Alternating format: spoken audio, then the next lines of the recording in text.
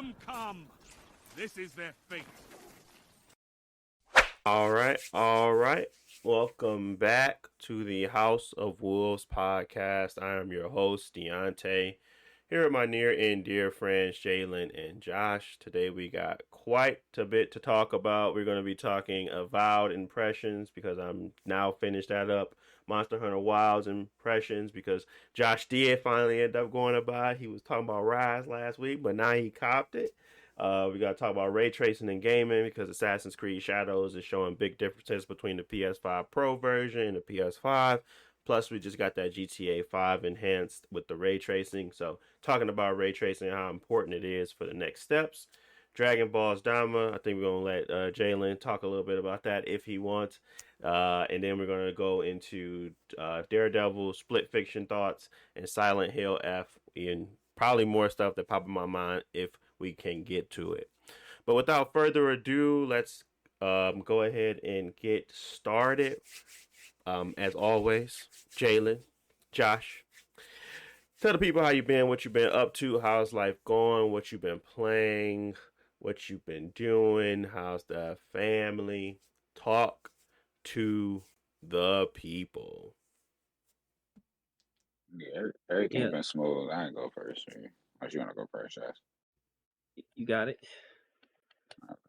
Just real quick, he said he on the Autobahn swerving and driving on the next day. He on the Virgin Island. That's what he said. Because they pimping all over the world. Okay. He was going crazy on that Autobahn. What's the Autobahn? Yeah. Anyway, stuff been smooth. I got this 8K race coming up. I haven't been preparing for real.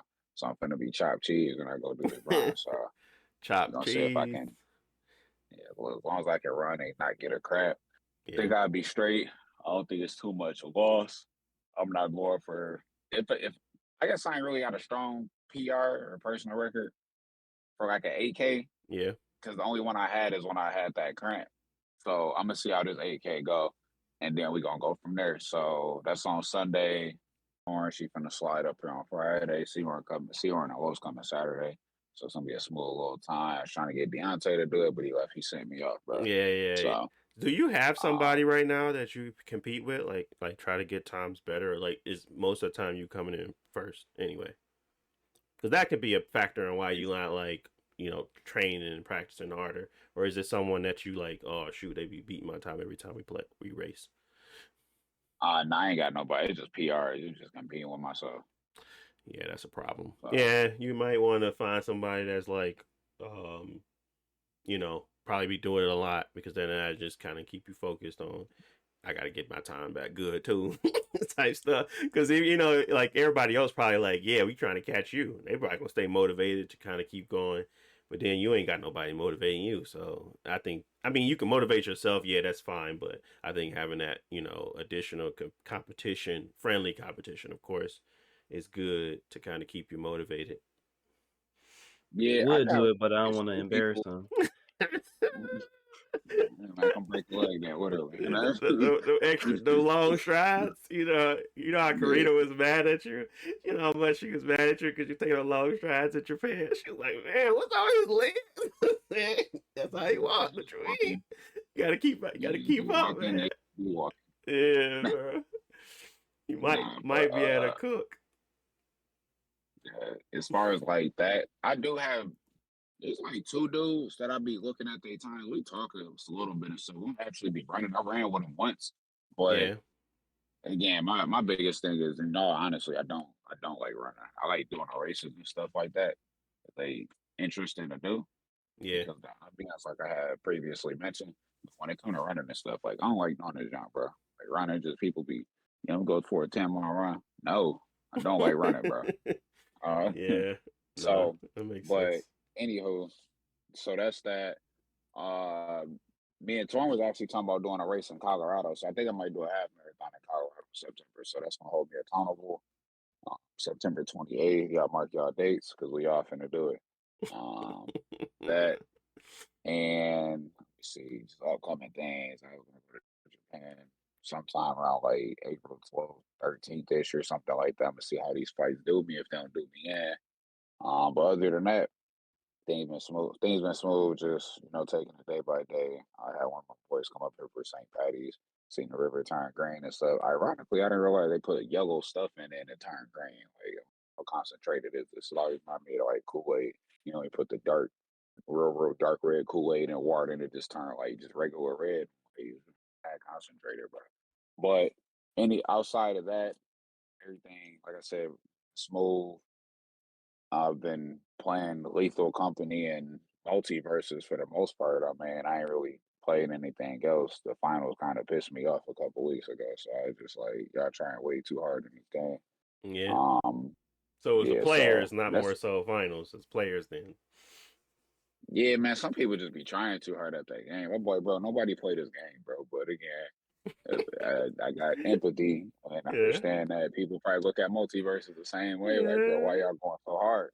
It's probably like 16 people playing multiverses and you going harder than everybody. Yeah. Not 16. I just be swapping back and forth between components. That's crazy. So, the other than that, man, I ain't really been doing nothing. Like I said, I ain't been on the autobahn swerving or driving. I ain't look up when I was on the Virgin Islands, nothing like that. So.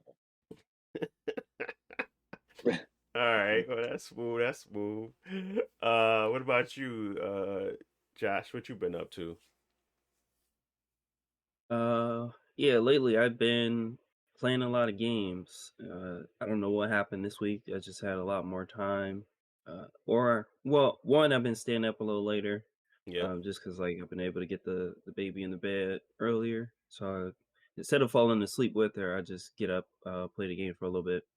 Mm-hmm. But I end up buying two games. I bought Metaphor and I bought Monster Hunter Wilds. One Okay. Metaphor was on like a little bit of a sale because it's like a spring sale going on, so I got a little bit of a discount, but it wasn't that big. But I knew I wanted to play the game. I knew the game was worth it, so I went ahead and got it.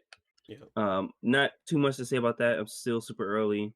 Like right around the Necromancer arc, right at the beginning. Okay. But once I'm like completely done and ready to put Monster Hunter down for a while, I get back into Metaphor.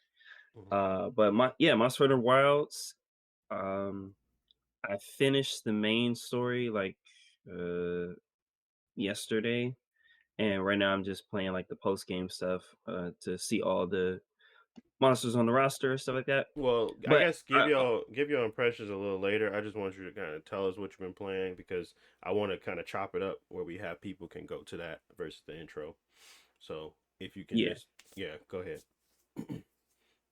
yeah, it's been playing Metaphor. Monster Hunter's been most of my time.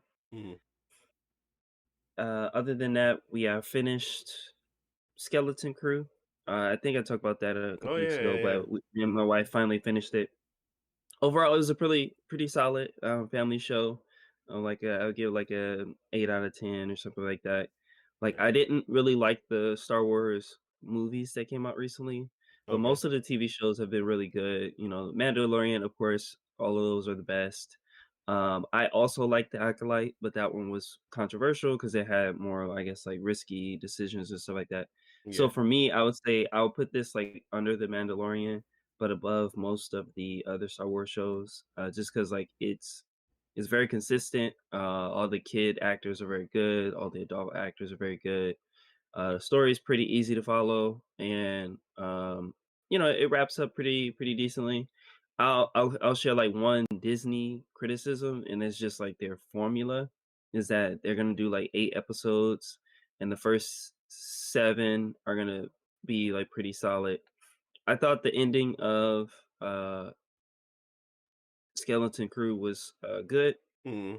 but usually Disney shows the actual finale is like the weakest, just because it's kind of seemed like rushed sometimes. Right. But overall, I think Skeleton Crew is pretty good, especially like if it's for like a younger age group, because I think it is intended for like you sit down with like your younger kids to watch it. I watched it with my daughter. She didn't really understand it because like it's still above her age group. Like it's Mm-hmm. probably intended for like 8-year-olds, but she liked the robots and stuff like that, and so Oh, nice. yeah, it was fun. Nice, nice, nice. I've been trying to find something to watch with them as well. Something like light, but they probably not gonna be interested in that either, simply due to the fact that most things are they still in that stage where most things are like not are it's either scary or they like just not really interested in watching it. Most of the time it's like Yeah, just not the most engaging thing. It has to have like very bright colors. It has to have something engaging all the time. And then we always end up defaulting to Bluey because Bluey is like literally the creme de la creme of being able to capture the individual kids audience and the adult audience because of their subject matter. So yeah. So yeah, I got I got beef with Bluey. yeah. Me too. They're the worst kids I know, especially those That's what little I was gonna black say. ones. The black, the not the black ones like they black, but the ones that are like the littler kids that they go to visit. Like when she stole the Yeah, daddy phone, wouldn't give it back. When she be yelling and telling like my turn, won't be sharing with her sister. Like all that stuff, I'd be like, bro, these kids are literally bad. Yeah, I have a beef with yeah, Bluey, but I like Bluey because I can watch it and they can actually be engaged with it too. But yeah, Bluey is yeah. questionable. It's a I guess a realistic ish like family environment. You know, when everybody comfortable, you know, dad might say something about the Hmm. kids or about mom, and you know, it's a kind of a adult joke or something like that. But it's pretty realistic. But yeah, the kids, especially when you got a little kid who love to repeat stuff or have a Yeah. little attitude about stuff, anything she watch on Blue is like, oh my gosh, she's gonna be like this for the rest of the month. Like, uh, no, daddy. Like, Nah, oh my nah, god. yeah, so yeah, yeah, yeah. They be cooking So us. I try to limit the amount of Bluey she watch, but also all the other kids love Bluey, so like her friends watch it, and so it's inescapable. Yeah, And it's you know it's a cute show, but yeah, it's one of those shows you got to parental guidance. You know, yeah. I would say You gotta make don't sure let your you kids just watch it all day because they'll come nah. out a different person. Yeah, they be acting different, for sure, for sure. But yeah, they love some Bluey. And I think the key to it is that they kind of have to understand, but they don't get to grasp that yet. So it's like, why am I watching this? But anyways, enough about the Bluey. Um, anything else, Josh? Before I kind of give my little spiel. Uh, yeah, we started Daredevil. Trying to keep up with that. The new episodes for us drop in like the middle of the night, so Oh, okay. I had to like catch up like the day later. So I haven't seen the most recent, but I guess we'll talk about the show Yeah, the first three. overall a little bit later. Yeah. Okay. Well, for me, I've been getting ready for Assassin's Creed. I've been trying to beat Avowed, I've been getting my impressions on that in a little bit. Been trying to beat that. I've been playing a lot of PC games and then going back to my consoles and stuff like that. Really happy about the whole Xbox Play Anywhere stuff. I like the fact that I still have a console I can go back to if I really don't want to play on PC. So it's giving me a safety net in sorts. I'm appreciating stuff like that more often. Ubisoft Plus does the same thing, give me a safety net. So if I don't want to play on a PC and it's busted or broken, I have a safety net to kind of go back to a console. Um, so I've been liking that. I bought a bunch of games that was Ubisoft games, but because I now subscribe to Ubisoft Plus, I'm selling all those games so I can just play those games on through the Ubisoft Plus format or whatever. It's a subscription service, but you get access to all that crap. Um, so You I've got been a lot of Ubisoft games. Believe yeah, that. yeah. I had The Crew, Skull and Bones, I had Outlaws, and I had Avatar. I had all four of those games, and I was finna buy Assassin's Creed. That was five Ubisoft games. That's crazy. I didn't realize that, but they all come with the subscription, so I'm selling all the other ones. I never bought Assassin's Creed, of course, to come with the subscription. But it just made more sense. I was like, well, I pay $70 for one game, where I could pay 107 for a year and get all the games, and then sell the other ones to pay for the subscription. Like it just made sense. That's all. So that's what I did. So I'm doing that, and I've been playing a bunch of different stuff. Me and my wife, like I said, I'm gonna have a little split fiction thoughts as well. We've been playing that. Um, went back to play a little Titanfall 2 the other day. Just nostalgic stuff I really enjoy. Still made me mad about Apex and Respawn's new agenda. But yeah, I've been playing games, man. Just been playing stuff, chilling, making videos, and doing more chilling. So, good times over here. Kids are great. We're getting prepared for Easter around here. And we got some other stuff that's going on, but nothing to share today. But overall, yeah, man, we're good. Family's great, and we just been chilling. I had a random thing happen where the water it's not random actually. My wife, I have always it's always been like this, but now it's even funnier because wife created a problem. Deontay has to fix it, and if Deontay doesn't fix it, Deontay has to spend money. So essentially, the our primo like little water dispenser, she decided to clean it in a way that like I guess she was going deep cleaning or whatever. I guess there's like now floaties in her water, and she just can't accept it. So now we have to buy a brand new one. Just to fix this issue because she went out, she bought some stuff, and I'm just like, oh my god. Anyway, never got the floaties to come out because I thought maybe if I potentially tried to help with the cleaning, it was gonna work. But honestly, I think it's all in her head. The water tastes the same to me, but you can't say that. you just gotta let it go. So now we got a new water dispenser. So fun times. But yeah, ain't nothing different. All the same.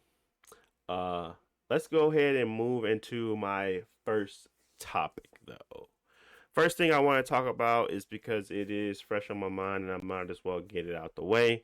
Is my Avowed Impressions. I guess I could be short and sweet to the point because the game is short and sweet and to the point. Is that basically I am having a really good time with it. I've got about 20 hours or so in it now. It's a lot larger and bigger than they were kind of mentioning. I mean, I know they said that it was going to be a shorter game, but I feel like if you do everything, you could probably spend about 80 to 100 hours in this game, to be honest. And that's what I've been doing because I literally been liking every side quest, every journey that's not a part of the story, but then somehow ties back to the story. I really just like the game, man. I never really dwelled deep into Skyrim. I just never was a game for me, because of how expansive it was. But I understand how people can say that this is a watered down Skyrim, and then others can be like, well, I enjoy it for those reasons. I like a focused approach to a game. I do like a well written but also well told game, environmental design game. And I feel like they just have a lot of scalability and like verticality within a game that if I'm looking over a mountaintop or a mountainside, I'm seeing the whole valley, and it just feels like I'm actually in this world and just exploring it. And like everything you do has a really strong feedback reward system loop to me. Even the little chime that you get when you're close to a treasure, like, okay, now I gotta go find this treasure. So the exploration for me is really doing it. I think the other part of it is that the story and the characters, I really enjoy them. What we're doing, I really enjoy. But it's very focused, and that's what I really want people to come across on. Like, if you like Skyrim, you'll still like this. I think it's not that you won't like it. I think people are just so caught up on how responsive a world has to be, but I feel like the scope of this one was just tailored just right, and the amount of still variety within your gameplay loop, within the writing, within talking to different people. I still think it's all there. I just feel like it's a little tighter, and that's fine. I don't think everything needs to be Skyrim level. And I hate to kind of compare it because, again, I never compared Outer Worlds to, Fallout. Never.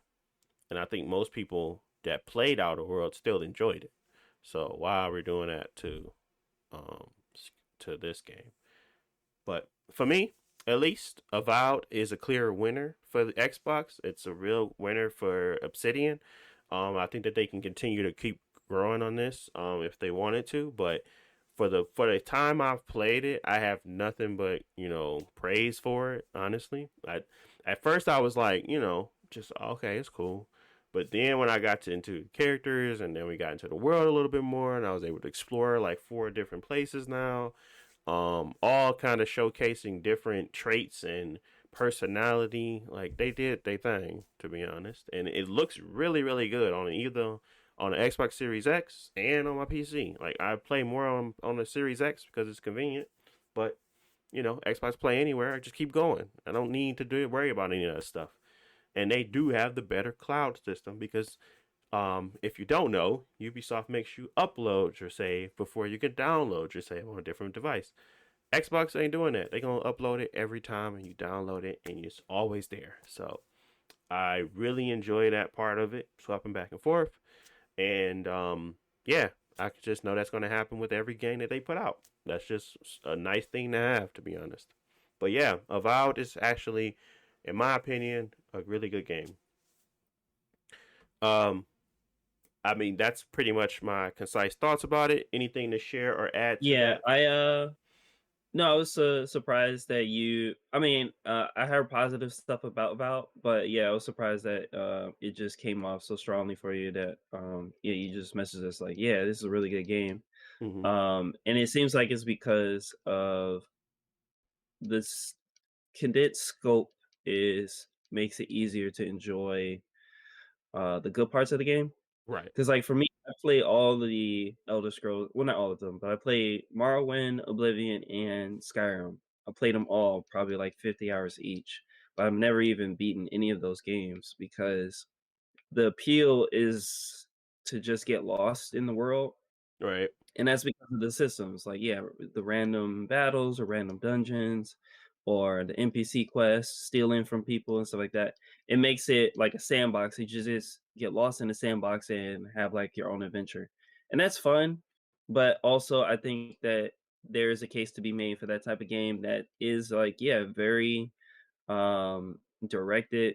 Doesn't have all those extra features. Yep. And for some people who are looking for that stuff, it will be disappointing. But I think, like you said, it's probably still some good meat there on the bone. I would say it's like if you got a game like you drive a car around the city, Mm-hmm. like you in LA or something like that, but it doesn't have all the GTA mechanics, that doesn't necessarily make it a bad game, but you just got to know what the developers focus was. Yeah, what they have there is really polished. That's what I like about it. Mm-hmm. So yeah, that's good for Avowed. It's still on my list. I just got a whole bunch of games to get through, but yeah, I'm probably boot that up after I finish Metaphor. Yeah, it's like I said, it's if I don't beat it now, it's gonna be a while before I go back to it because I know Assassin's Creed gonna take me a while, and then when I get done with that, it's gonna go to obscure, well not obscure, Expedition 33, and then it's gonna go from Expedition 33 to South of Midnight, then South of Midnight into probably Doom. So I gotta like try to beat it soon because I don't think I'm gonna get back to it soon. It's gonna be a lot of stuff I'm playing, but hopefully South of Midnight is like short so that I can kind of go right into whatever I want to play again because I do want to go back to Metaphor and I do want to go back to Dragon Age. So 2 games I also haven't finished. But yeah, okay. I guess we can move into the next thing, and I will let you kind of take the realms there.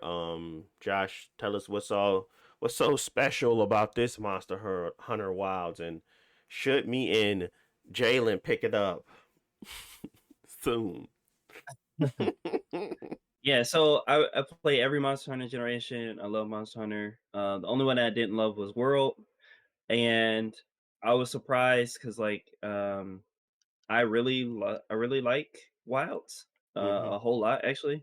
I wouldn't say it's my favorite. It has like some issues, but it has like a lot of new stuff that makes it feel like the next step for Monster Hunter, like next generation. And I feel like it's a lot of good decisions. So for Wilds, we already know it has performance issues, and it's a lot of people have been complaining it's very easy or like too streamlined.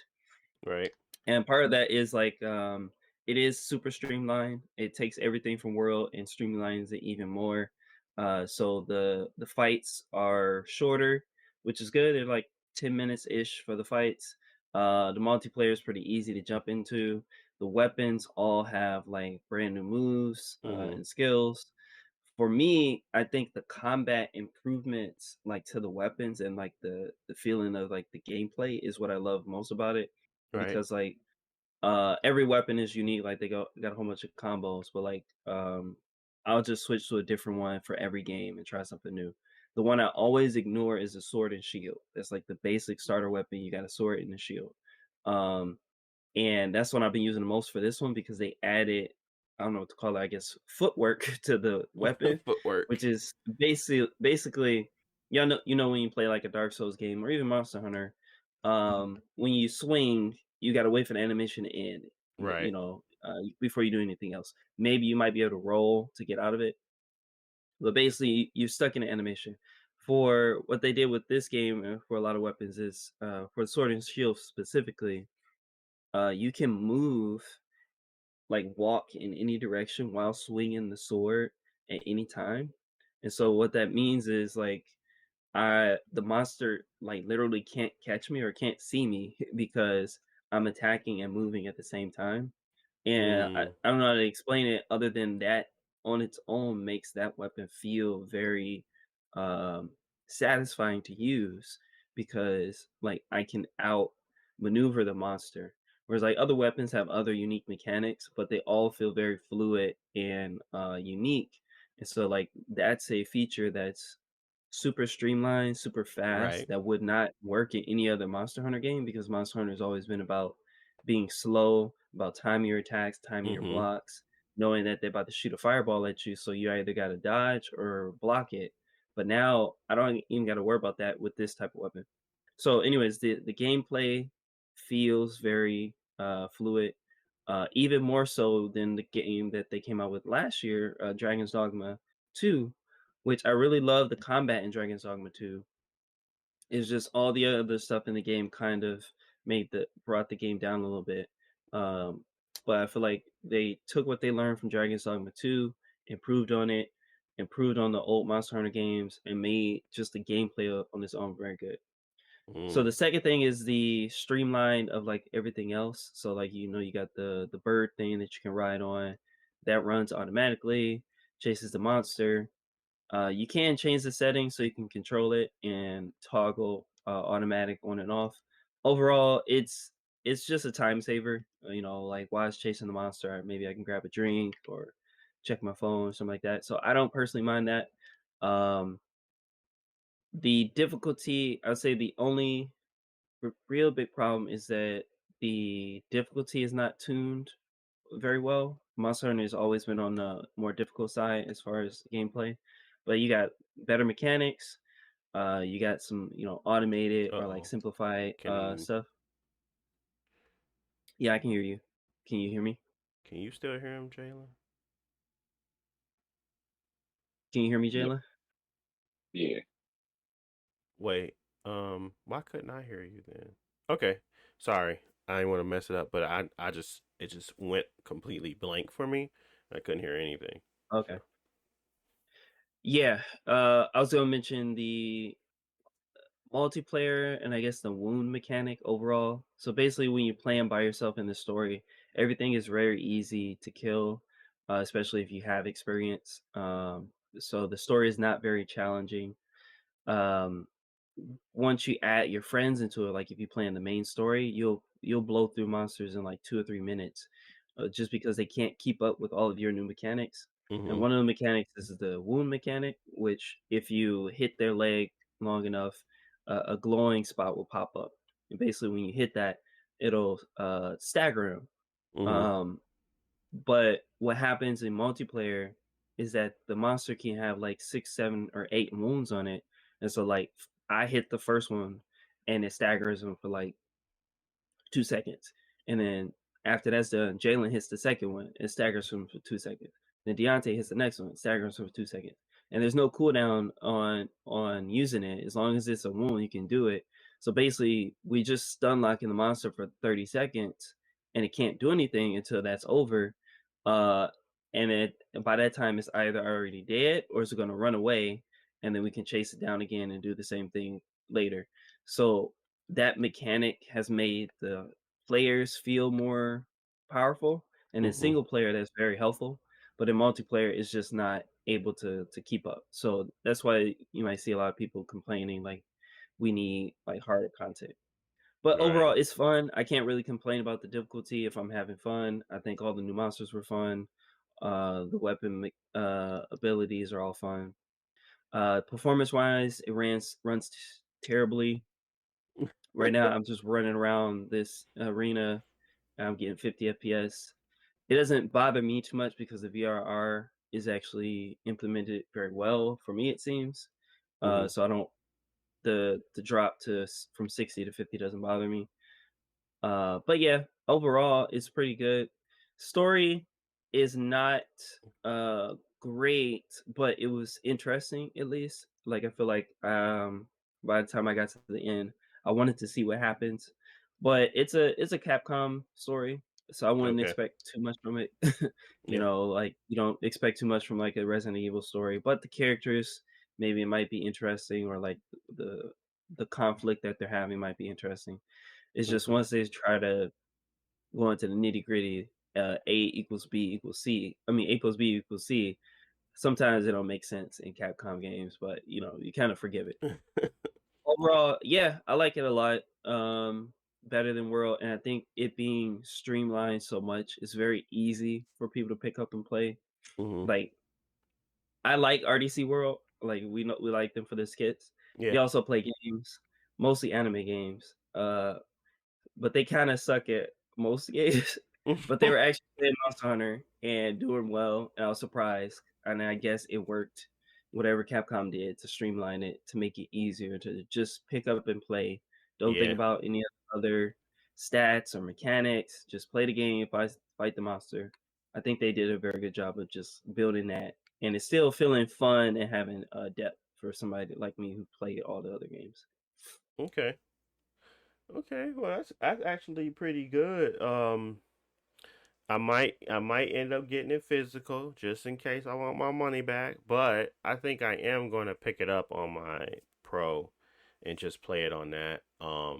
Yeah, Because if it runs good on console, it might be worth playing right now. But on PC, yeah, I would just recommend 95% people just wait a yeah, couple months for them to fix it. yeah, I would agree. I think that me kind of taking that extra step of going and buying it like that, I feel like I just would like be mad that I bought it and it's not running properly or like how I want it to run. Like I think now it's okay on my system, but at the same time, I'm just like, how much time am I actually going to have for it? It might be something I could play for a little bit, but it's not something I could play and put too much time to. But um, yeah, I mean, what from what you said and what I've been seeing on the game, it does seem like they have at least definitely accomplished the main goal is to get the bug of Monster Hunters stuck on people. Like they want people to feel like accomplished through that first run before they start giving up through the frustration or doing having a free fight a monster multiple times or something like that. So I think that Yeah, bug is getting caught on a lot of people now because of the simplicity of it. But now it's kind of going to the next level of getting those people that have been dedicated to the game satisfied at the later end, which I would thought they would have done with the end game stuff, but um, it may be just too many mechanics bringing in that kind of bring that too much synergy to the point where it's easy. So that might be the problem now, but they can definitely tune that stuff and maybe lower the amount of wounds that could be on the dragon in the later game or whatever it is, monster in the Yeah, later game. I'm sure they'll fix it. It's just we gotta wait and see how they handle the live service stuff. Yeah. Because most Monster Hunter games are not live service. Like you just play it and they give you 200 missions and like you just do them whenever you want. But since World came out, they do like a monthly release, like a new monster, a couple balance patches, maybe some new weapons. So I'm sure they'll fix it. It's just Is it all free content too? it's their live service schedule. What'd you say? Is it all free content too, right? Yes. All the content will be free unless they do like a special like DLC pack for like a certain armor piece or something like that. Okay. Usually that's only cosmetic only. And then in like 2 or 3 years they'll come out with a new version which will have like a paid DLC content. Okay. Like a expansion. Okay. Cool. Well, I'm glad that you're liking it for sure. Like I said, it might be something I jump into here just for a little bit. Try to test the water, see if I catch the bug, and then go from there. But I don't know. We'll see. I won't hold my breath because it's always been the same for me. But I will give it another shot as always. Yeah, and the story was short. I think that's a benefit of it. Yeah. Like if the tutorial if the story is the tutorial and it's too long, people get bored. So it didn't last too long. It was only like 12 hours. Jalen, we gonna get you to spend some money, man. Can we get you to spend a couple $dollars for your boys? Get it physical. Hop on. Come fight some Ozarus. Man, I gotta see, man. Yeah, just get it physical. You ain't gotta get it digital. Just get it physical. That game took up a lot of time. Last time I played it, man, I was debilitated. I was like, man, I just spent an hour on this game and I ain't got nowhere. Yeah, you just heard all the streamline. All the streamline stuff, man. Streamline. RDC World can play this game. You can play it. And that's your kinfolk. They playing them Naruto games all the time. Not the kinfolks. Yeah, but good. They said it was top 100 in Broken Bond on the 360. Oh my god! It was alien folks. Man, what? It was only 100 people that played that much. Hey, top 100 though. Top 100. Man, there's only 100 people playing Broken Bond. I ain't getting no Broken Bond for at a multiplayer. I think I played 2 matches online. I'm like, man, this game tight, man, but I can't find nobody. I just gotta get into a match. It's like burst limit, bro. Can't find a match. I had so much fun with Broken Bond. That was one of my favorites too. You just playing online with it? Not online, no, just the game. Oh, okay, yeah. I was gonna say I couldn't get that mug, man. Like I played a couple matches, bro. I was like, all right, bro. I remember the chakra feet wall. You had to run up the wall with the chakra feet. It's like, yeah, man. The game had me felt like I was really Naruto. You put the hand signs in with a little stick, like you need a jutsu. I got that jutsu. Yeah, that was definitely me getting way too excited. But yeah, man, how much they want for it? 70. Well, I said, I put a search alert on eBay for the 50 ball, and that's what I'm gonna pay for it. But it's right now it's on there for 50 to 53, and I still ain't bought it. But once it hit $50, I get it. And like I said, I'm getting it physical for a reason. Because if I don't like it, I'm not gonna be wasting my money. That's why I'm saying get it physical. It's cross platform too. Yeah. Yep, cross platform. I'll think about it, man. I'll see what I can do. I can hit a couple of Oh my goodness.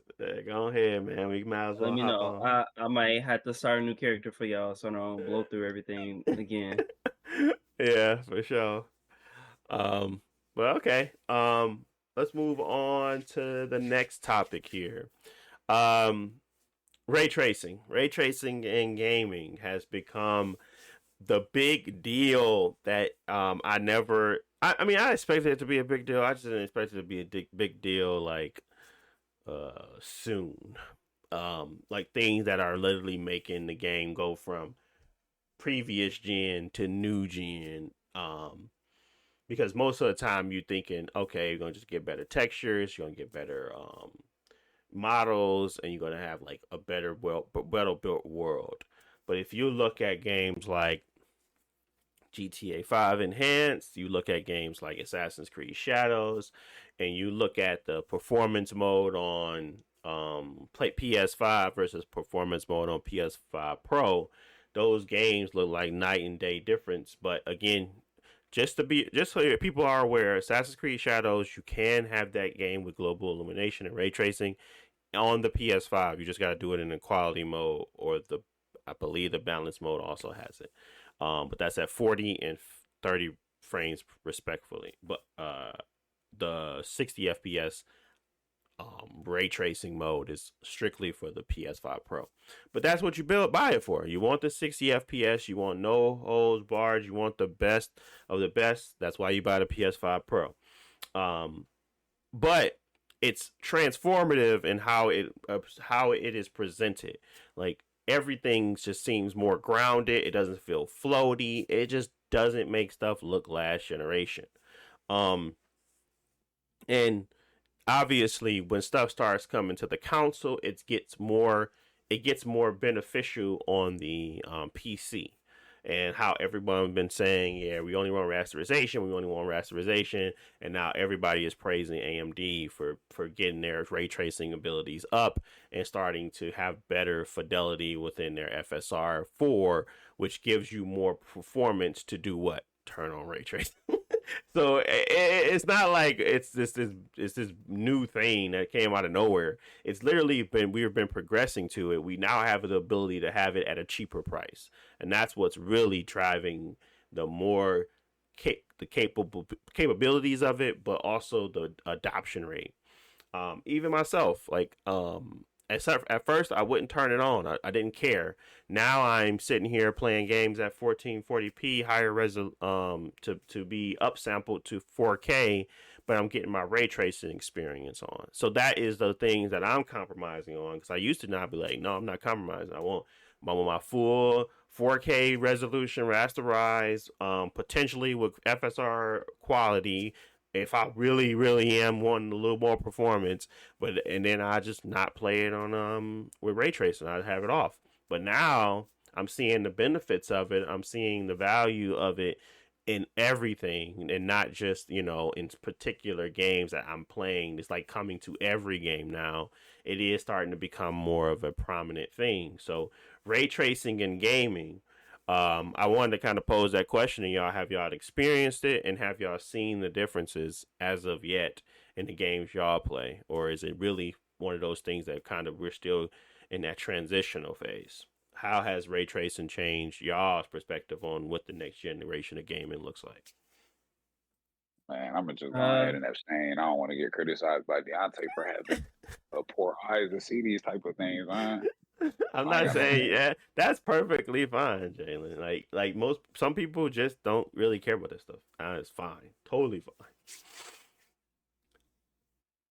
fine. Yeah, I would say I love ray tracing, but ray tracing is a broad term, and there are a lot of good ways to do it. There are a lot of bad ways to do it. Number one, like there's ray trace global illumination. There's just normal ray trace lighting. There's ray trace shadows, reflections, and ambient occlusion. So most of those I personally don't care about, but the two big ones are shadows, ambient occlusion, and also global illumination, depending on the type of game. So ambient occlusion is kind of like the soft blending around stuff, like in corners, like where it's supposed to be kind of dark but kind of not. Is most noticeable on characters. And so like when I played Final Fantasy 7 Rebirth, and it didn't have good or didn't have it at all good ray trace ambient occlusion, the characters look weird. Like they don't fit in the background, or like you'd be out in the open world and they'll have like a glowing effect around them. Mm-hmm. Or like just a like Halo that looks weird, like they don't fit in the background. That's because the ambient occlusion is not doing what it's supposed to be doing in that scene. The second is shadows, because shadows is really how you make it look, I guess, more realistic. As far as like hyper realistic, as far as like the colors and lights. Shadows really makes the difference. Um, and then finally is the global illumination. You know, the sunlight casting and maybe some light shafts here and there. Anyways, all three of those look very good, and they can be done with like old technology, which is like baked lighting. But when you have a very dynamic game, like open world games, Mm-hmm. especially like driving games as well, any game that has weather as well, or time of day changes, ray tracing is going to make them look better if it's implemented well. Right. It's just that every game engine is different, and some ray tracing sucks. Like basically, all ray tracing from Capcom sucks, because it's gonna take 30 frames from you and barely increase the quality. Mm. Whereas, like if you hop on something like Cyberpunk, of course, or like even Star Wars Outlaws have very good ray tracing. As far as quality, performance is always going to be an issue as well, because they're going to be cranking up those features and they're going to give you a lot of issues. One other issue with ray tracing is because since it's all real time, it has artifacts. Right. And that's like the biggest issue, that one reason why I won't use all of the features, because like, yeah, the shadows look good, the ambient occlusion looks good, the reflections look weird. Even though they're high quality, when I'm walking around the game, it looks weird.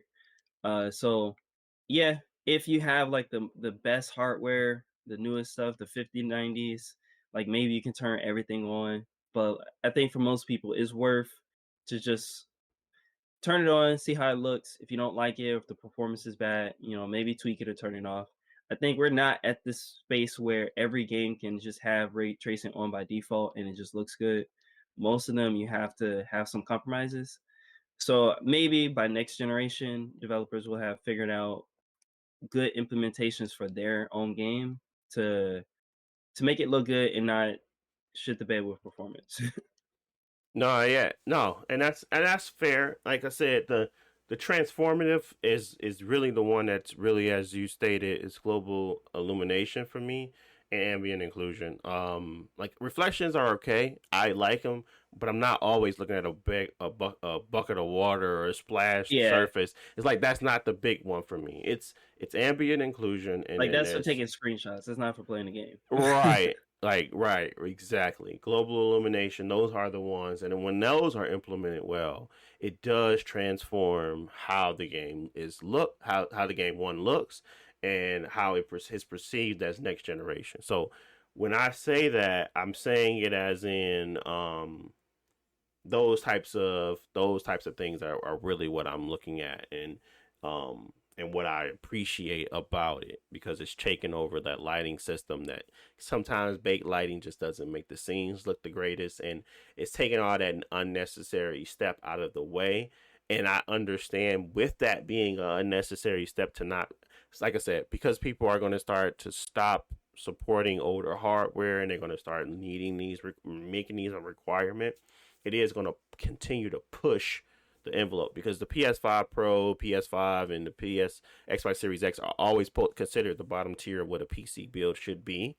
And as they continue to grow and get better, it's going to continue to push the envelope, and rasterization within PCs is going to be, again, you have to have some affordable options. That's great that the 9070 and 9070 XT is out there, but we need more affordable options for the type of ray tracing that they're looking to do. And now we have previous generation cards and things like that on the market that can do pretty good ray tracing and stuff.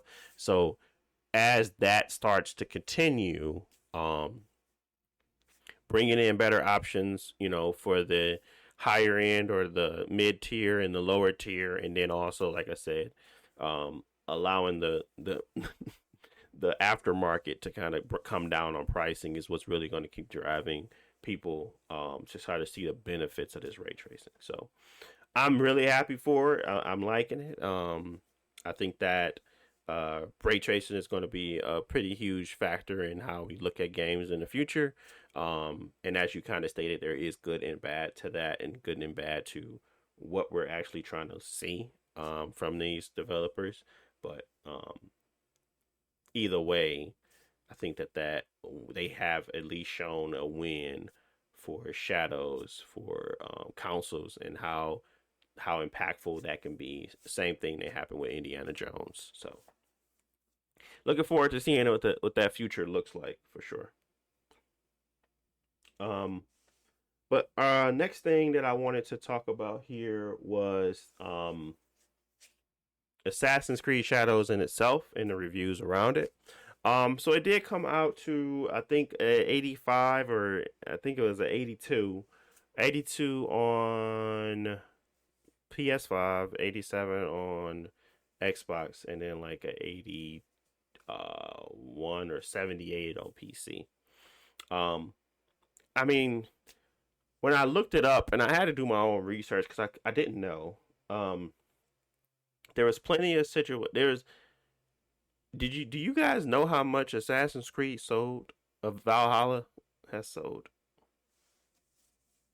Total no, but I know it's a lot because they extended the DLC support by extra year and a half or something like that because it was selling well. Yeah, that thing sold 20 million copies based off of the research I did. 20 million copies. I mean, I think I saw a couple articles, but I can't remember off the top of my head. But if you Google it, it's 20 million copies sold. And I did not expect that number because, normally they sell like 5 to 8, 10 million maybe. I never seen it where they went 20 million. And so I was like, dang. That's a lot of freaking Assassin's Creed, and I didn't even like Valhalla. I did buy it. Did you buy it too, Josh? Yep, I bought it. I beat it, yeah. and I don't like it. Yeah. Okay. So, I mean, I feel like for some reason we thought Valhalla was going to be different, or whatever they did. I think the marketing was that it was going to be different. But yeah, cut back on the RPG mechanics, yeah, new setting and stuff like that. Yeah. But it didn't end up being that. Which could definitely still happen with Assassin's Creed Shadows. So don't take this as a something that we're saying that it's going to be great. But it's just one of those things where Valhalla told me how big this game actually is. This IP actually is. Because I didn't realize that. I think they sold 100 million copies over the span of the Assassin's Creed series. That's a lot of freaking games. So that's like some of the bigger. That's up there with some of the bigger franchises that I like I said. I'm not saying that I thought Assassin's Creed was small fry. I just didn't think it was selling that well either. Not no 20 million copies. I do not expect Shadows to do 20 million. I don't expect it to come close to that due to the fact that just simply that it was a different time when Valhalla came out. I think Odyssey was a big high for them already, coming off of Origins and Odyssey when everybody was transitioning. Obviously, people were a little bit exhausted with that formula, but it was still fresh. Shadows being different, but still relatable, or at least still in the vein of what those other games are, is still going to kind of get people to be like, I don't know. And I feel like all the videos I put up, people are very decisive. They're not like, they're either one way, or it's either they really love it or they really hate it. There's no in between. There's no option to be middle ground. It's either hate it or love it. And really, they make up their mind before they even get the game in their hands. It's either whether or not they believe, like the people were saying, don't listen to the fake reviews, wait for the user reviews. And I'm just like, okay, so if all the user reviews are just bombing it because they don't like a certain aspect of the game, what do you take in to kind of get to your point of like, okay, this game, it might be decent for me? So I don't listen to nobody. Like I said, the critic reviews are a good guideline for like things that I might be intrigued by, but they're never the end all be all for a game to be good or not to me. And then I'm taking in feedback from the community as in with a grain of salt, because most of the time these people don't have to play the game to provide an opinion. At least the critics do. And that's why I always be like, yeah, you talking like you played it, but did you actually play it?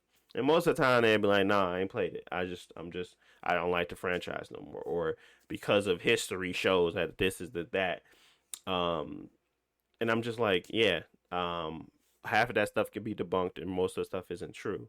So when it comes to Assassin's Creed Shadows being at an 83, 85, most of the games being around like the 70, 75, is that good enough of a score? I feel like that's where I would think this would fall if people didn't hate it or didn't and they didn't love it. It's like it's in between. I think that's a really decent score, but again, how much merit do you put on these scores? So yeah, I just kind of wanted to open up a dialogue with y'all in regards to Assassin's Creed Shadows and the future of this franchise. I didn't know it was so successful, but I definitely don't think that this one is going to fail either. I just think it's going to be somewhere in the middle, like 10 to 15 million. That's what I think. So. Yeah, I think it will. So I'm happy to hear the reviews were good. I usually expect mid 70s for Ubisoft games, Yeah. especially Assassin's Creed games. So this being in the 80s is good. Not necessarily to say that the game is amazing, but I feel like maybe there's one or two qualities in the game that actually landed with the developers. It's not a whole bunch of mechanics that they ignored, like crafting systems Right. or a base building and stuff like that. Maybe there's something in the game that was actually fun outside of the story and the normal gameplay. That's good. I'm happy to hear that. That gives me a little more confidence in buying the game. Mm-hmm. However, I was already looking forward to it, and I'm personally gonna get it. And it's also one of those games that are too controversial to ever look at online opinions as fact for it. Yeah. Kind of like Hogwarts Legacy. Because like if you just paid attention to chatter online before the game came out, it was gonna bomb. It was gonna be terrible. Yeah. And that game, 10, 20 million copies just like out of nowhere. Is like, who's buying this game? Regular people. And I think that's something not to underestimate, that there are a lot of regular people that just like Assassin's Creed, or at least will see it on shelves and pick it up, or see it on the store and pick it up. So I think it will do decent. As far as like being a hit, like 20 million or more, I personally doubt it, just because I think that the gaming market is different than 3 years ago. Yeah. And that Ubisoft's as well is also, a lot of people don't have goodwill for Ubisoft, so anybody who might have been on the fence might just skip it. Right. And I think that's just going to be a problem for Ubisoft overall, because I think that this is kind of this needs to be their slam dunk. Yeah. Because like they were hoping that Star Wars would have did well, and it did like okay, I think, but not like breaking records. Right. And they were hoping it would break records. And so now the company overall is in a bad space, and this game needs to like do 20 million and a half on first day, or it's looking GG for Ubisoft. So I don't know. I think I'm happy for the game to have good reception. I want to play it. I hope it does well. I hope that the expectations that they have for it are not insane. Mm-hmm. But who knows? This might be the last Assassin's Creed game. Hopefully, it's the best. I highly doubt the last one, but I do think that they will. Last one from the camp, Ubisoft as we know it. Yeah, it's that camp. Yeah, I can agree with that. But to the point of what I was kind of saying earlier, the Assassin's Creed franchise is just, I didn't think it was that huge, but it apparently is. And even though I didn't stop, I stopped playing after Flag. Plenty of people played. Actually, no, I played Origins. I played Odyssey. I played Valhalla. Jeez, I never stopped playing this game. That's crazy. You think you didn't Well, there play was it, a but couple in there that you skipped, so you probably skipped those. yeah. I skipped the ones that. Well, yeah, you're right. I Like skipped the London and yeah Paris. Syndicate. I skipped Mirage. I skipped Brotherhood because I went to from 2 to 3, and then so there's everything in between that I skipped. Liberation, all those. But yeah, I mean, what I can say about the Assassin's Creed Shadows is that one, it looks well done. It looks like it's gonna still have that little bit of Ubisoft jank, but overall, the world is gonna be built in a way that it feels like it's a little bit more inviting to just exploring and finding stuff than and God, I'm so glad they got rid of the eagle. I'm so sick of that eagle. Um, just made everything feel boring. Like I was just doing the same thing over and over again. Um, so I do appreciate them removing certain aspects of it to make it a little bit more difficult for the player because I was just running around that game and not really caring about the the engagement that was going to happen next because it was like the activity was always going to be the same. It was cool to find new stuff, and I was like, that is not how I should be playing a Assassin's Creed game. I should be having a difficult time getting to my target, killing my target, and not just the difficult time finding the unique weapons I want. That's not the type of game you want to play. So I'm looking forward to it. I think it's going to be cool. But hopefully it's a slam dunk for me as in regards to just spending my money and getting a good game. So looking forward to checking it out. Um, but yeah, that's all I got on Assassin's Creed. Jalen, you got anything to say on that? You picking it up or you still keeping everybody away from Assassin's Creed? I just Assassin's Creed Unity. Get it right. No, I'm just fine. But I'm not gonna pick it up. And I know I crack jokes about Assassin's Creed, but I mean I genuinely hope that they like the game does like do well. Only because I feel like it's a lot of games that like receive a lot of criticism, especially with, like the climate of like the online and then the way the gaming climate and stuff has been. So it's not really anything to gain for hating on a game or whatever. Ubisoft, they're gonna do their Assassin's Creed. We know that they've been doing it for the past over 10 years. So just genuinely hope the game do well. It doesn't really affect me, and it takes more energy to hate the game than I'm saying, to put them like want to succeed. So Yeah, for sure. But yeah, we hoping for the best here. Let's see what happens over the next over the next couple of days. By the time you're hearing this, it is going to be out. So, but yeah, let's move on to our next topic here. I did want to pass it over to JBZ for a second. Just give us a quick. I ain't gonna never watch this. I don't know if Josh gonna ever watch it, so we could throw a spoiler on the top of this. What is the story of this, and how did it end? Dragon Ball Diama, or whatever. How you say the last part? Daima. Daima. Okay. Yeah, I think it means like Damon or something like that. Oh, Um, interesting. Spoilers, yeah. but go ahead. Talk to us about this and what you liked and what you didn't like. So I think the premise of Dragon Ball Daima, a lot of people be saying that what GT should have been. If anybody knows GT, it's the non-canon arc of Dragon Ball Z that people just don't like. Man, GT Super 7-4, that junk ain't canon, bro. Why y'all still talking about it? Trash, trash, trash. So Dragon Ball Daima kind of takes Dragon Ball to its original thing. Dragon Ball originally is, and GT tried to do the same thing, but it's just friends on an adventure. Goku, a kind-hearted person or whatever, befriends a lot of different people and stuff like that, and they just kind of go on a venture to go get the Dragon Balls or whatever. So Dragon Ball did that. Dragon Ball Z, that wasn't the focus of it as much. The Dragon Ball is kind of like a plot device rather than kind of like the thing that created the adventure. GT was GT started off like that.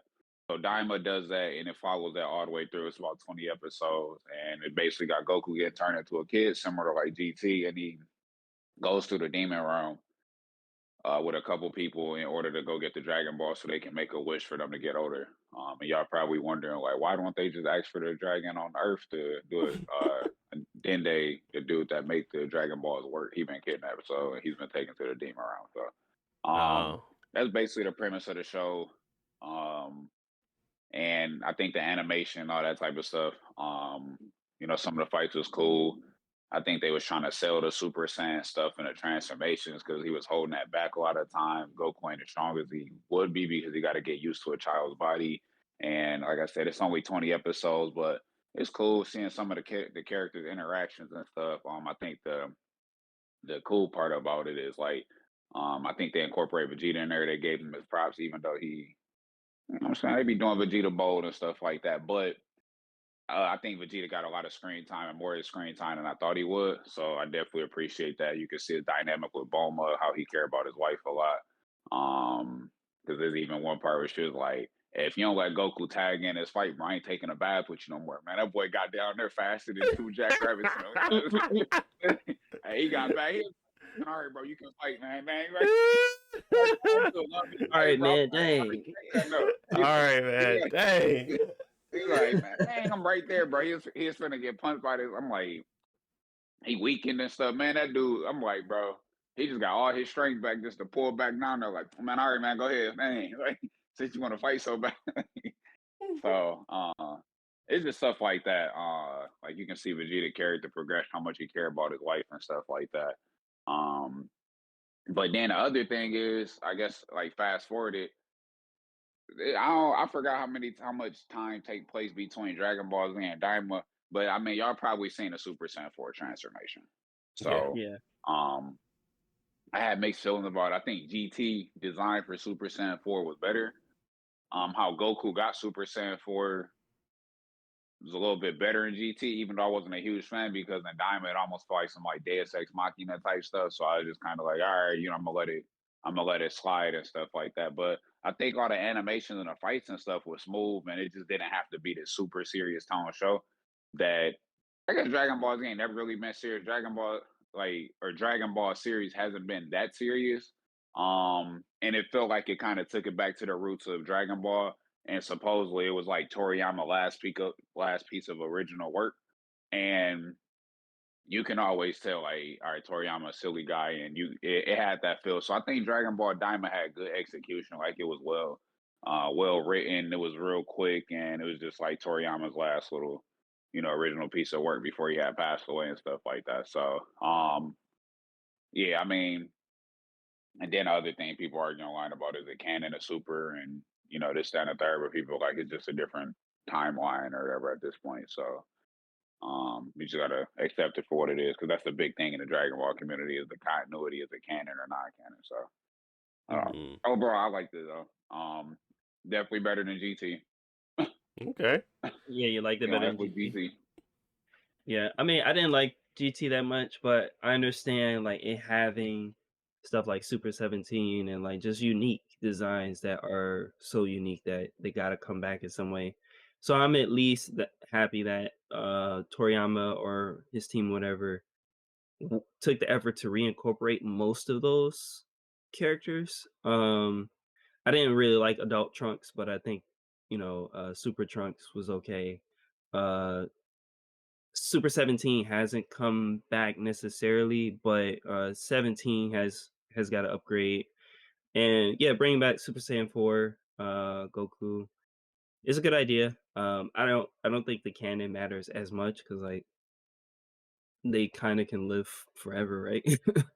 But, yeah, Okay. that's cool. I'm happy to hear that it sounds interesting at least, but I want to say, Jalen, you sound like you enjoyed it, but you had issues with it, right? What, Daima? Yeah. No, I enjoyed it. Like for what it is, if you just take a step back and appreciate the Dragon Ball world, I enjoyed Daima. It was cool. Like I think they not using a Super Saiyan form and all that type of stuff as readily, and he took forever to go Super Saiyan. I'm like, bro, just transform, bro. Quit trying to flex, bro. People be aura farming, man. But I'm like, bro, I know you want to look to the side and be like, man, I think I can You do wanna this, go and for aura it's a farmer? perfect time to use it. And I'm Super Saiyan. I'm like, bro, just transform, bro. You Goku done took is 2 the minutes to do that. definition of what that is, bro. Like that is. If I Nah, think of aura Piccolo is. farmer, I'm thinking of Yeah, I saw that Piccolo clip Man, in Daima. Piccolo be aura farming like a mug, bro. I be looking like, man, he be looking cold coming in, bro, just to get straight.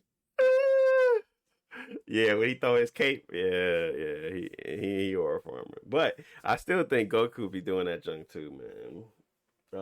He do. People in Dragon Ball be aura farming for sure. Piccolo he just got everybody beat. I'm like, man, he always got to pull up with his spit, take it off. I'm like, bro, if you pull it without your spit, you can save energy. Take off the turban. Yeah, he take out the turban. Yeah, you gotta do that. That way, throw it in somebody's face, stand at the top of a building or stand on a peak of a spire. I'm just like, bro, just go help them, man. You ain't gotta. Hold up, y'all. Did y'all catch me? Hold on, watch the wind blowing. Come catch me real quick. Y'all get that? Man, all right. I'm about to go help. I know they finna die me. Let me take my cape off and helmet at the same time in the same fashion. Look, did y'all catch that? I'm BBS out, like, you know what I'm saying? Like, yeah. No. So I got another question. Was Orange Piccolo from the movie Super Saiyan? From Superhero, yeah. From Super, not Super Saiyan. My bad. Was they used the orange one in Daima, right? No. Okay. Daima took place before Super. Okay. Yeah, so that's where Super Saiyan 4 gonna go. Gotcha. So that's what they did to kind of get it. Okay, that makes sense.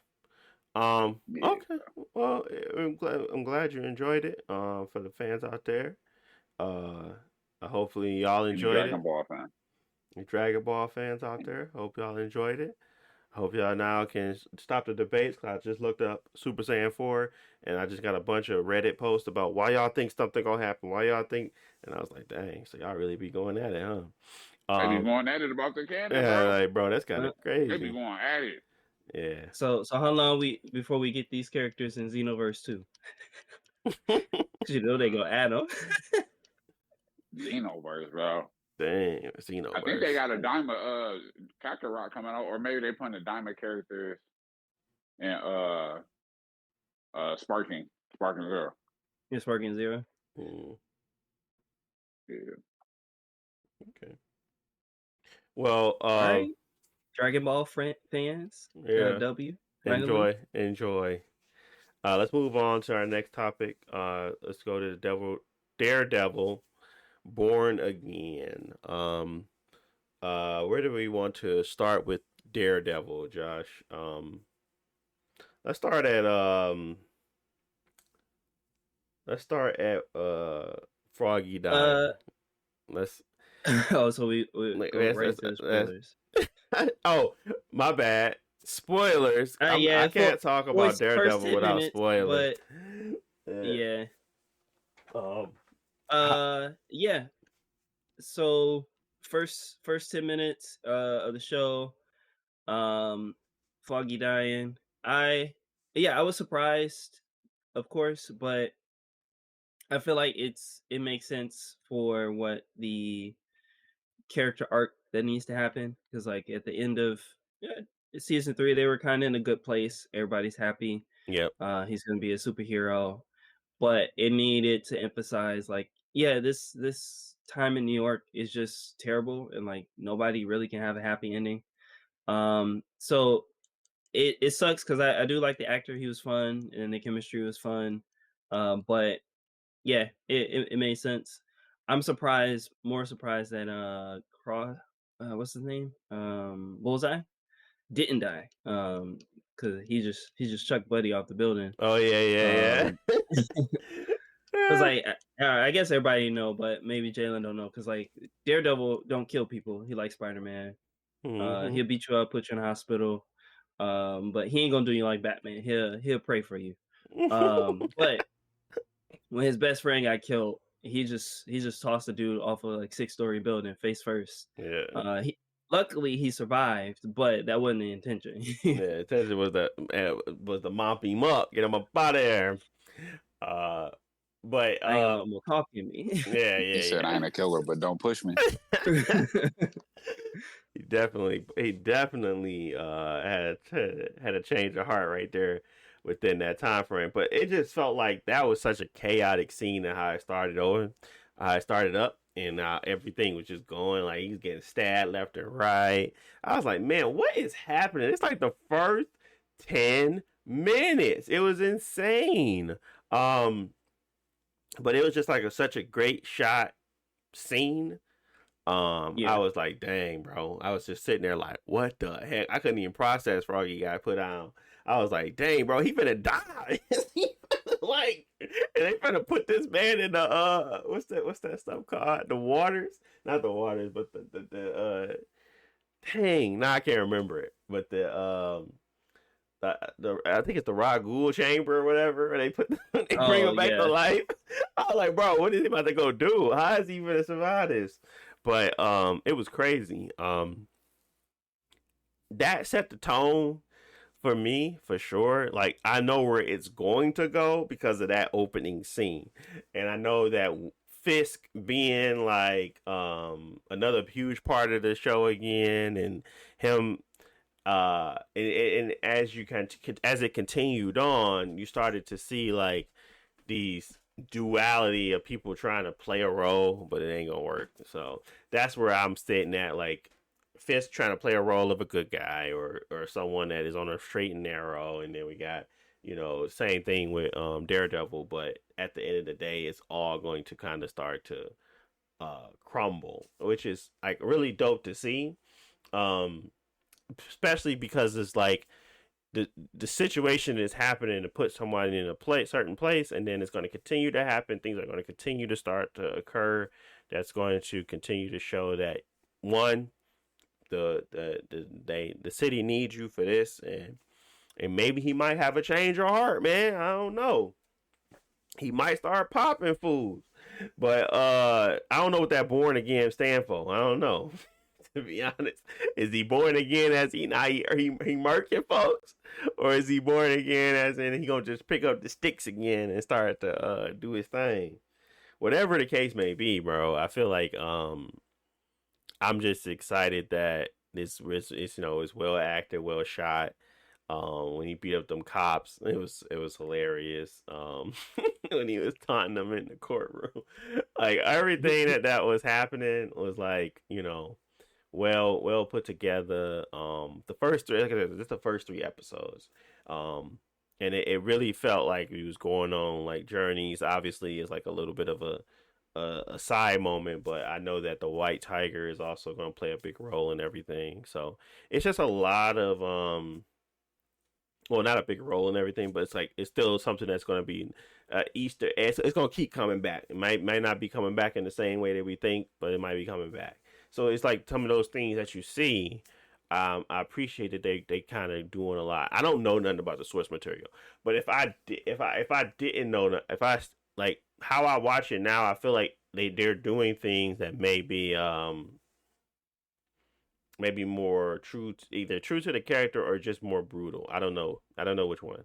I don't have a background, but all I know is it feels right when I'm watching it. I feel like, dang, this is the type of tone I want to see with some of these shows, especially when it comes to superheroes, because we always can be cheery, we can always say today, but sometimes you just can't. So I want to see that tone be explored more, and it's dope to see. So I got a question, because I guess I want to push a little further in the story. You watched episode 4, right? Yes. Mm-hmm. Does Frank Castle show up in 4? Yes. Mm-hmm. Okay, so that's what I want to ask about, because like I'm not gonna go into the comics or anything like that, but I know a big portion of the story is like commenting on the symbol of the Punisher. Yeah. Because like in the real life, it's common for police officers to like maybe extreme police officers to have like the Punisher symbol on them or stuff like that. Right. And people are always controversial because like, well, the character Frank Castle wouldn't like police officers who don't, have restraint or something like that.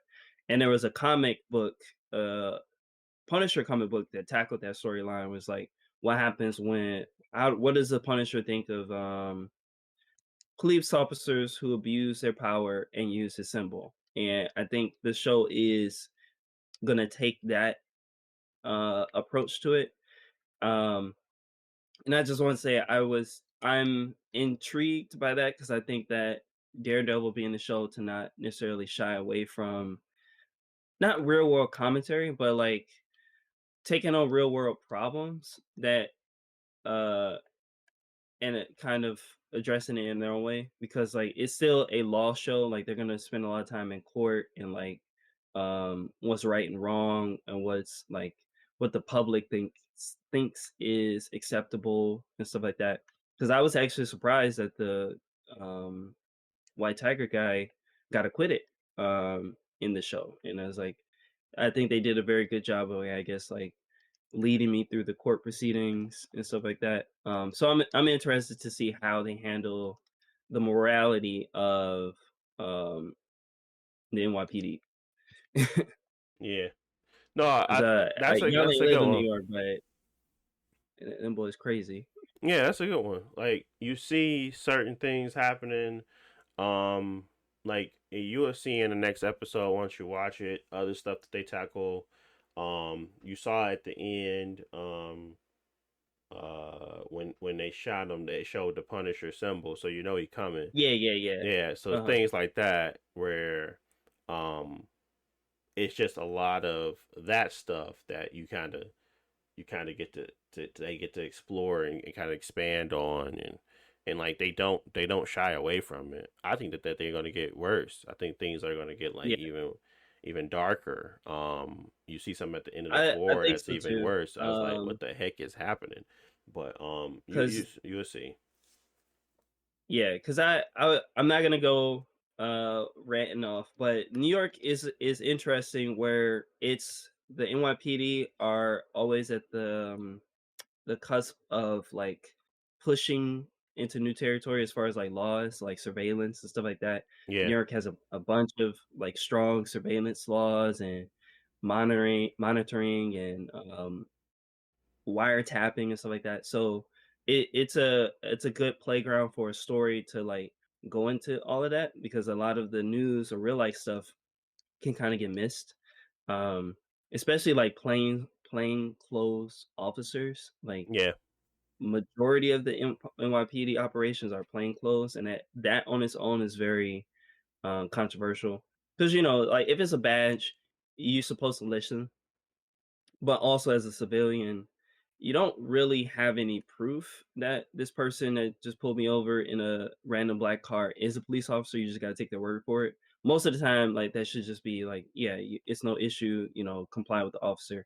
But like that could also be abused, like because as civilians, we kind of need the suit to like right, verify things. But like, right. yeah, No, it's a lot. It's a lot. It's a lot to take in. But what I will say about Daredevil is that I feel like they're doing it in the right ways. I haven't felt like anything's been forced, or like the story just intertwines really well, and I think that this is going to have a great payoff. But as I've been seeing and progressing, more stuff has been coming, adding in things that we haven't seen before, and it just all feels very interesting right now and fresh. So I'm really really enjoying it. Probably my favorite series so far out of the series, generally, just because of I mean, obviously you can count Netflix stuff like Jessica Jones, and you can count Luke Cage and all that stuff. Um, but I always had Daredevil above those anyway. In my opinion, I felt like yeah, Daredevil was just the most fleshed out character in anyway, because I think he had the most seasons. So Punisher had a good run at it, but now they combine in both of my favorite characters. So um, I do think this one is going to be a well received and highly awarded show, just because of what the actors are able to push themselves to be able to do. I think Fisk is doing a really good job. Um, I think right now it really is just the Daredevil and Fisk. I feel like those are. I really like the therapist as well. But there's like their performances are really good to me. So I'm liking it. I'm liking it a lot. Anything to add there before we move on? Nope. Good, good, good. All right, Split Fiction. Split Fiction. What can I say about Split Fiction? Everything I hear about Split Fiction is that it's great. And if the story isn't the greatest, or basically the characters aren't the greatest, but the gameplay is fun. But I played a little bit of Split Fiction with my wife. It's not like it's not difficult, more so than anything. It's just interesting. It's a fun game. I feel like we're gonna kind of have a lot of time with this game that's just gonna be around her learning little mechanics. But I feel like they have struck a stride with the type of games they produce. And it feels like they really want to focus on that couch co-op gameplay experience and how that feels and how tight that is. So I did end up buying it. I mean, and like I said, playing with my wife.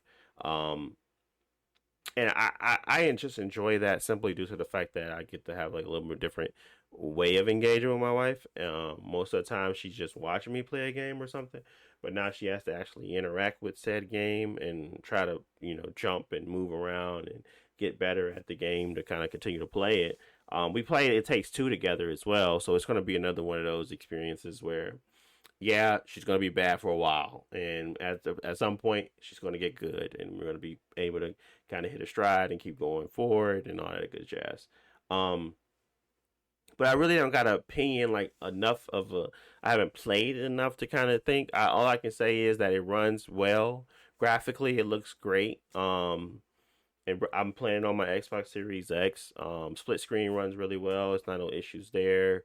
But for like a full fledged thought or review on it, I don't really got that right now. So as I continue to play it, I kind of have more to report. But I did want to get y'all opinions on like couch co-op games. Do y'all I know we've had plenty of co-op games that were first single player and then add a co-op experience. But I don't ever think we got a co-op experience like that's the main focus. That's how it was built, right? Where a bunch of mechanics come into play that we want to make sure both players are engaged, and it's not just like in Gears you just add another person. They're literally built from the ground up for couch co-op. Do y'all like have a desire to play those types of games, or is it not really like a big um I guess is the market small because the want is small, or is that something y'all be actually interested in doing? Like, obviously, there's a level to engagement in gaming, and maybe it's not couch co-op, but maybe it's like, over the course of a game, very you're playing in a sandbox that kind of has you progressing, but you're learning new things as you go. Is that even like on your radar as something that would be like a next, I guess, is that something that y'all are even seeking at this point in life? I'm not seeking it, but because I think that couch co-op is a lifestyle thing, Yeah. not necessarily the quality of the game. Even though back in the day there used to be a lot of couch co-op games that were not good games, but they had couch co-op. Right. But like I think of something like Resident Evil 5, and I love Resident Evil 5, and that was a game that was built for co-op from the ground up. You can play a single player, but it's still a co-op game. Um, and it really works for that. But like if I was thinking like, okay, Resident Evil 9 is a co-op game, I'm not gonna have time to play it with my co-op partner that's consistent. Like either the person is gonna have to be in the same house with me and we playing split screen, or I'm playing online with somebody and we gotta sync up schedules. So it's really just a lifestyle thing. I think if I, was younger and I lived with my siblings, or maybe if I had kids that were older, then we could like play it together. But yeah, they need to exist, and I'm happy that games like It Takes Two are like found success, and we can get more games like them. But I think overall, it is a small market, but it might just be small just because like we had a period where we weren't getting any couch co-op, and so maybe in the future it'll be more common. I think that couples are playing games more than they used to. Maybe it's a post-COVID thing or something like that. But yeah, I would like to see more of it. But maybe not every game needs it. That's the main thing that I would say. Yeah. Okay.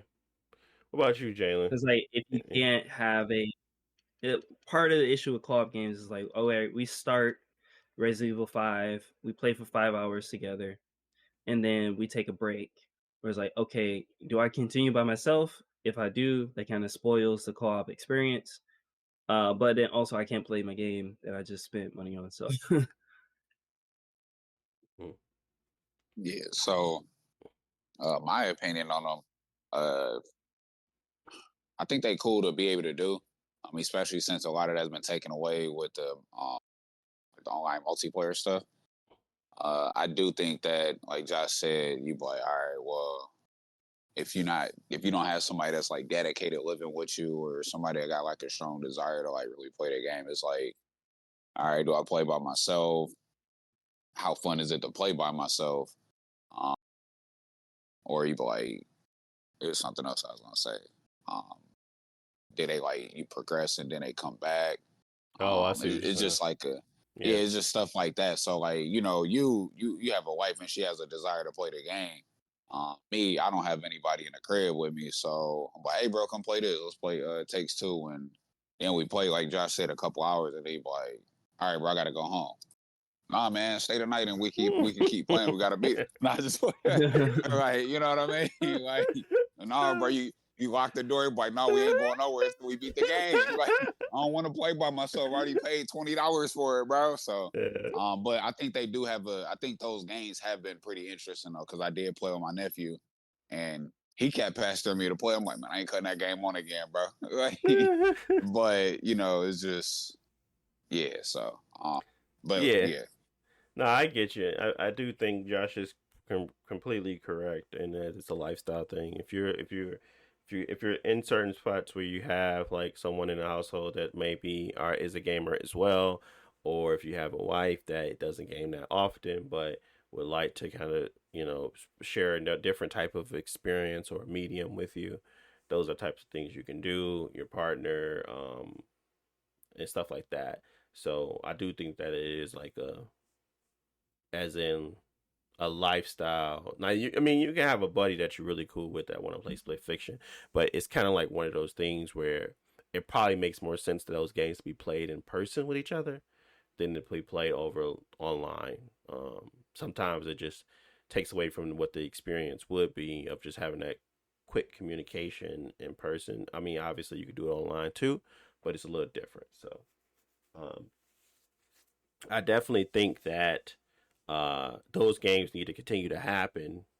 Um, and maybe it has some scalability to it where you can add more people into it or less people into it. Because I think that the appreciation for those games kind of go a long way. You can tell that it resonates with a certain group of people and a certain group of people or certain people with a certain lifestyle. So I definitely think it's warranted. I think it's worth it. But I'm just looking for maybe um, not more challenges because I haven't finished it yet.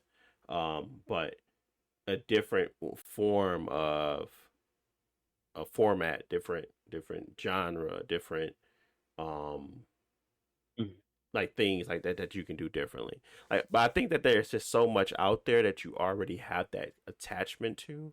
Like, you can literally run through Diablo 4 if you wanted to play something like that with your friend and kind of do stuff like that. You could play other games that have co-op experiences, but they're not built from the ground up about the co-op. That's all. So, I think that this lives in its own thing because it is its own thing, and maybe pushing more into that to kind of make it beneficial, to have and value human interactions in person is going to be a good thing for everybody. So I like it.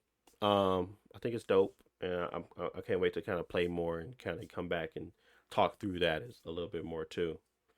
But let's move on to our last topic because we are running late on time. Silent Hill F. I really didn't have much to say on Silent Hill F outside of the fact that I'm intrigued. It's like 1860 Japan, right? I don't remember. It was like 18. It was like sometime. It was a different time period. And I'm trying to remember the time period. Maybe it was 1960s. I thought it was 1860. Silent Hill F time period. 1960s. I said 1860s. Crazy. 1960s is when it's taking place. And I think our protagonist is a young high school girl, Hanako. I don't know how I'm intrigued by the character yet, or if I'm intrigued at all by her character. I really don't find I guess I don't have to resonate with that character is going through to play it because I've played plenty of high school students and Persona games and things like that. I would have preferred to have like a more of an adult going through these types of situations, not a high schooler, but it is what it is. It's not like it's gonna be hopefully it doesn't take too much away from the believability of it, because Silent Hill is more psychological warfare and things like that. It just feels like that ain't the time and place to be presenting the protagonist as a young adult or not even a young adult, actually a teenager. So but that's the only thing I had to take away from it. I felt like graphically it looked really good. I felt like the mood was really good.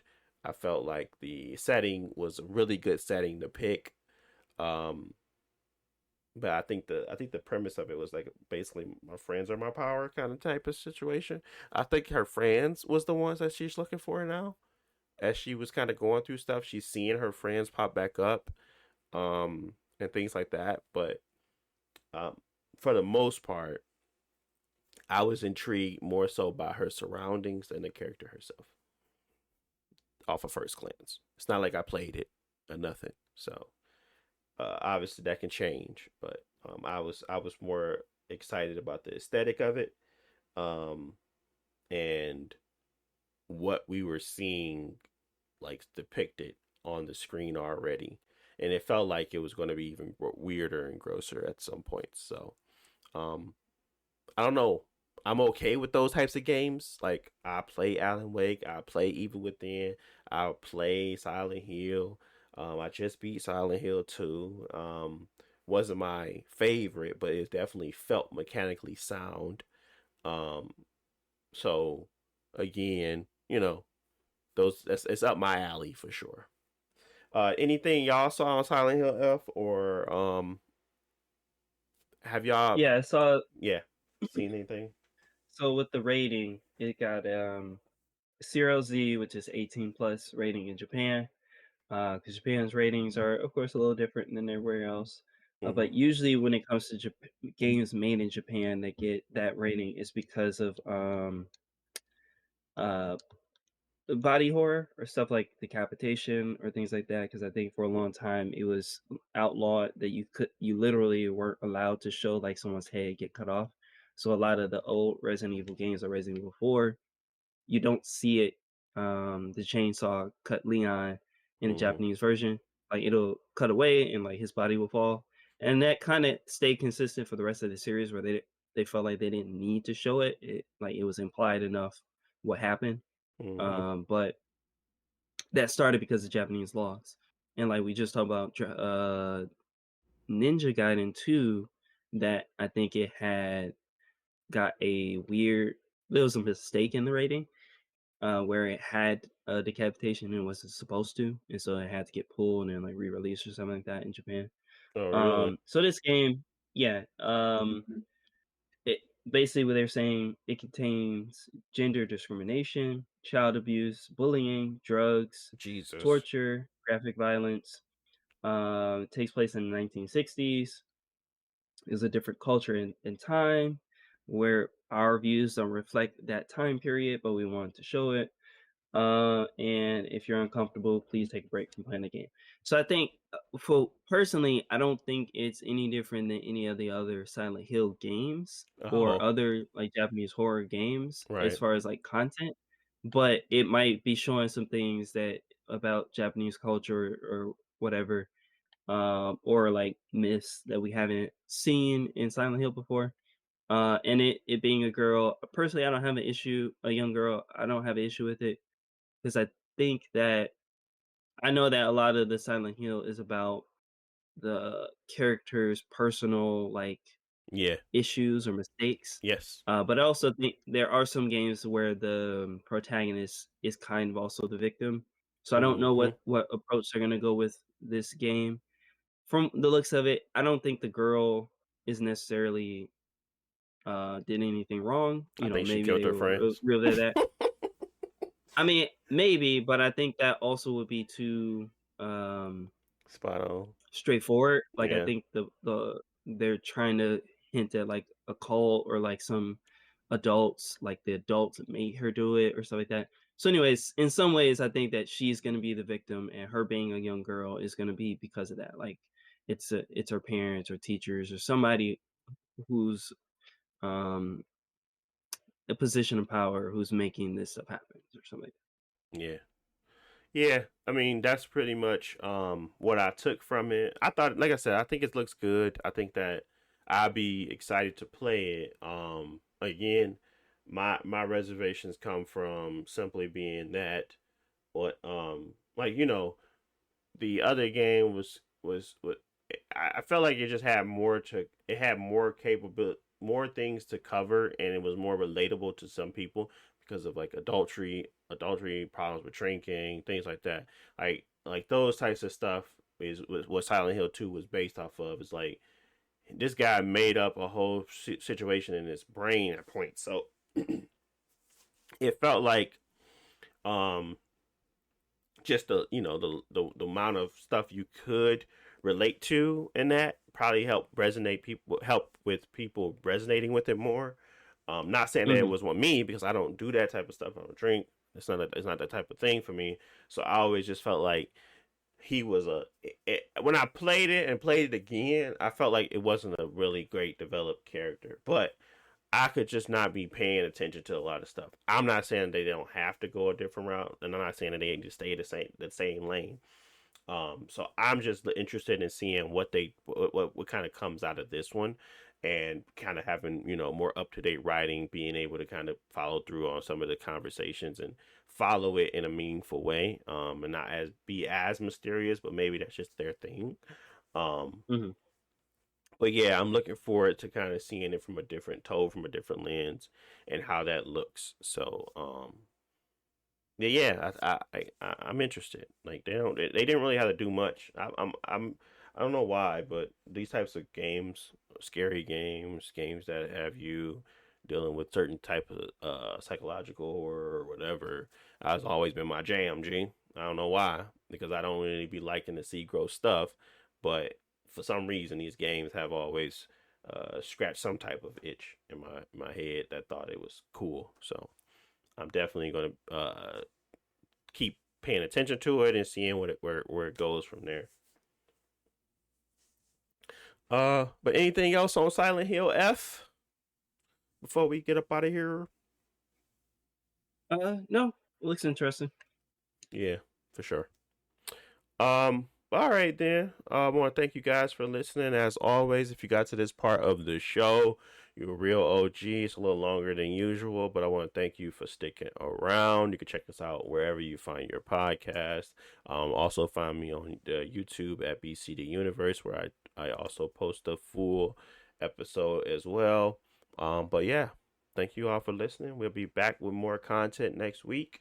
And hopefully we always gonna be on time. It's just what time. So it's either gonna be at 8 a.m. Eastern Standard Time on Wednesday or 8 p.m. Eastern Standard Time on Wednesday.